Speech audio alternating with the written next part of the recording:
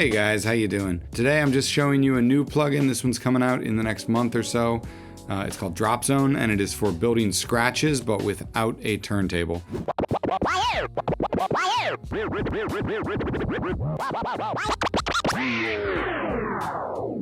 So it's getting close to completion. I'm sure some things are going to change, but I thought I would kind of walk you through it today. First of all, this is a plugin, so it runs as a VST audio unit or AAX on Windows or on Mac. And it uses the same engine, the same turntable engine as some of our other plugins. This one just lets you draw in the scratches.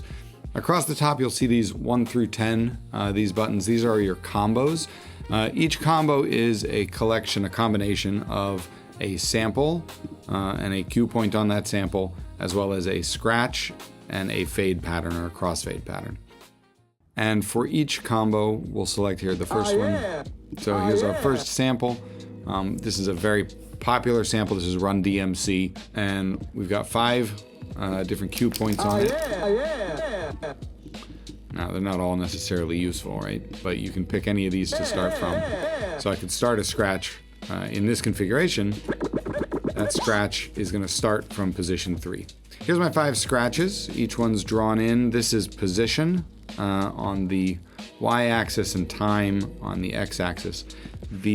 You'll notice you can change, so when I change the cue point that I'm starting at, or when I move the cue point, you can see the audio that it's going to affect over here. If I were to add a new point, you can see it also highlights and shows you right where you are in the sample. So this allows you to precisely decide what part of the sample you're going to scratch. I'm going to go back here to cue point 1. So this is the onset, the very start of the sample. And this is usually the way people scratch. So from right there, and in this case it's going to go forward into the sample, reverse backwards, forwards again, backwards, and then this is more or less normal play. So, oh, except it's quite low. The reason it's low is this thing, the strength, which I moved around to. If I turn the strength up, you can think of strength as just being like how far you're moving the turntable. So if strength is all the way up, now it's going to move, here's the end of the sample I can see, so it's going to move the whole way through the sample. There you go. So here it will play through the entire sample in that amount of space, this is your 2 beats. So here's half a measure. We'll make it play in half a measure. So if I were to play that sample in half a measure, there it is. More or less normal play. We can, of course, change that. Here, we'll play it much quicker. And you can hear the pitch goes up because you're moving much quicker through the sample. That's to be expected. So if I were to make a baby scratch, we'll get to the fades down in the bottom in a minute here. But here would be a very typical baby scratch where we just move the turntable forwards and then backwards. We're playing forwards in the sample and then coming back in the sample. All right, let's turn the strength up so it's... If I now, so this is just the scratch. When I trigger these,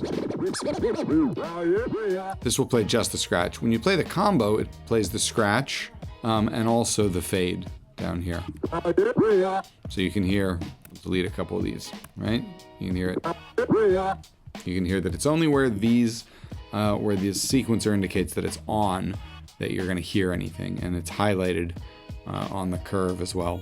So let's take our baby scratch now and turn it into something like a 1-click flare, 1-click orbit, or 2-click. Let's do 2-click.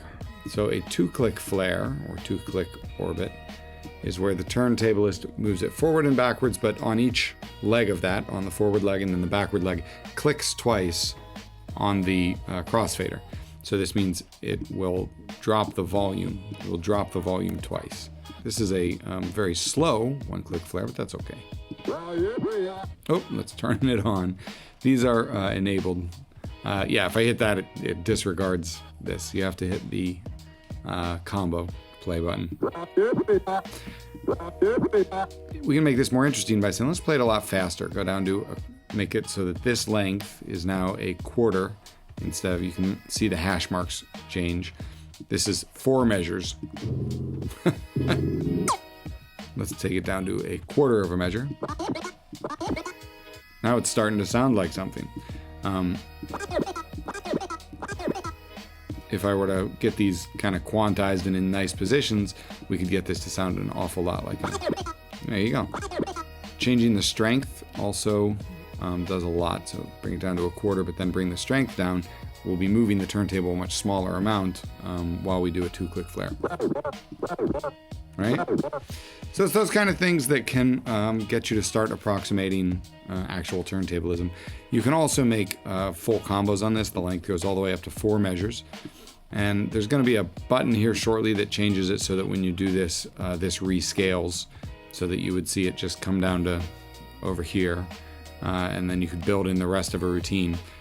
Right now, for artistic purposes, it's left unlinked so that as you move it, here, watch, just like strength is unquantized as you move it, you get these creative differences. The pitch is going to go up and down. The nice thing about that is you can map something, map a knob.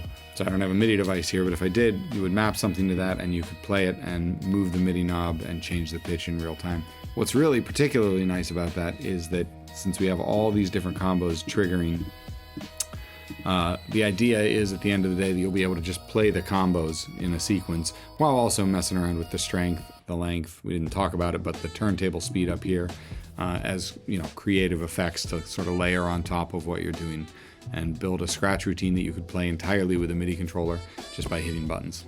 Yeah, I think that's it. Thanks.